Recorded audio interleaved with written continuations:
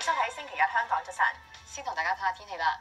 預測係大致多雲，朝早天氣相當清涼，日間短暫時間有陽光，最高氣温大約係18度。吹和緩至清勁偏北風，初時離岸同高地間中吹強風。展望聽日大致天晴，隨後一兩日雲量會增多。跟住睇下今朝嘅新聞重點。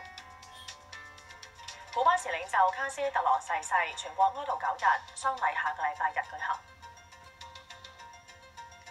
希拉里陣營參與重點威斯康星州選票，特朗普批評重新點票係騙局。南韓尋日有近200萬人參與反朴槿惠示威，係當地憲政史上最大規模。最新內容：古巴前領袖卡斯特羅逝世，全國哀悼9日。而遺體火化之後，下個月4號舉行喪禮。